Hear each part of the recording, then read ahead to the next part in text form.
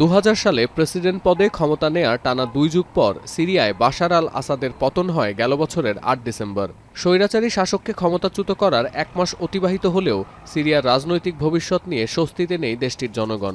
আর 2011 সাল থেকে দেশটিতে চলছে রক্তক্ষয়ী গৃহযুদ্ধ। 13 বছর পরেও থামেনি লড়াই, রক্তপাত। أفضل من أول بكتير بس في تقريبا ملاحظات شوي يعني أول شيء بالنسبة الناس تعبانة كلها.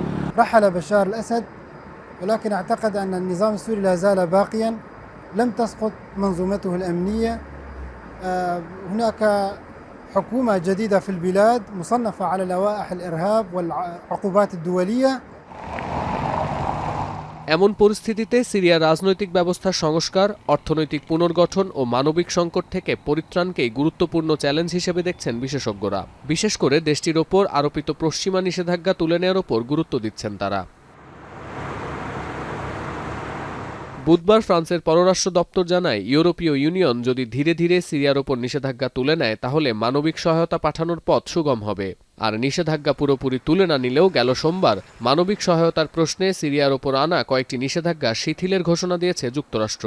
এই শিথিলতা কার্যকর থাকবে আগামী 6 মাস 7 জুলাই পর্যন্ত।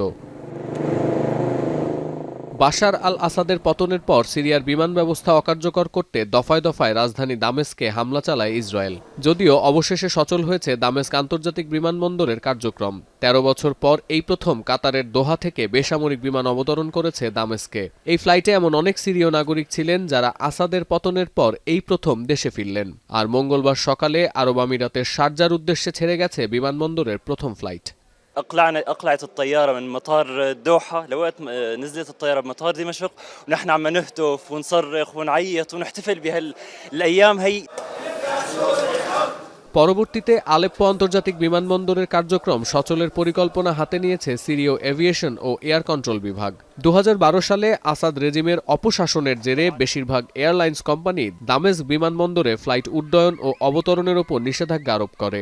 এতে লেবানন বা জর্ডান হয়ে বিদেশ যাত্রা করতে বাধ্য হতেন সিরীয় নাগরিকরা। মঙ্গলবার কাতার এয়ারওয়েজই প্রথম দামেস্কে বিমান অবতরণের সিদ্ধান্ত নেয়। সিরিয়ার অন্তর্বর্তী সরকারের সামনে থাকা চ্যালেঞ্জের তালিকাও নেহাত ছোট নয়। আসাদ বিরোধী সংগঠন হায়াত তাহরির আল শাম বা এইচটিএস, যাদের একচ্ছত্র আধিপত্য অন্তর্বর্তী সরকারের ওপর, তাদেরকে সন্ত্রাসী সংগঠন হিসেবে চিহ্নিত করে এখনও নিষেধাজ্ঞা দিয়ে রেখেছে যুক্তরাষ্ট্রসহ বেশ কিছু দেশ। ওয়ার্ল্ড ফুড প্রোগ্রাম বলছে দেশটিতে 13 মিলিয়নের বেশি মানুষ পেট ভরে খেতে পায় না। ফলে পশ্চিমা সহায়তা ছাড়া এইচটিএস কোন উপায়ে সিরীয়দের খাদ্য ও নিরাপত্তা নিশ্চিত করে সেটিও পরিষ্কার নয়। যদিও প্রাকৃতিক সম্পদে পরিপূর্ণ দেশটি ভূমধ্যসাগরের গুরুত্বপূর্ণ অংশীদার। 94% শিক্ষিতের হার গোটা মধ্যপ্রাচ্যের সর্বোচ্চ। ফলে অর্থনৈতিকভাবে ঘুরে দাঁড়ানোর চ্যালেঞ্জের পাশাপাশি সুযোগও আছে সিরীয়দের সামনে। কাতার ও আরব আমিরাতের সাথে আলোচনার ভিত্তিতে দামেস্কের ওপর আরোপিত বেশ কিছু বাণিজ্যিক নিষেধাজ্ঞাও শিথিলের পরিকল্পনা জানাচ্ছে হোয়াইট হাউস। যদিও যুক্তরাষ্ট্রের দাবি, এক্ষেত্রে সিরিয়া সরকারকে ইরান ও রাশিয়ার সাথে সম্পর্ক ছিন্ন করতে হবে এবং রাজনৈতিক স্থিতিশীলতাও নিশ্চিত করতে হবে।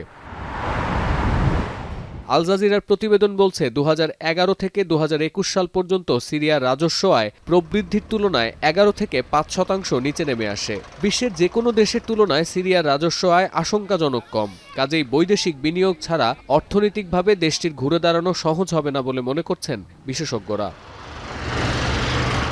সতীর্থ কর্মকার, এখন বিশ্ব। একনল হ্যান্ড ওয়াশ 100% প্যারাবেন ফ্রি, তাই নিরাপদ হাতের জন্য আস্থা রাখুন একনলে।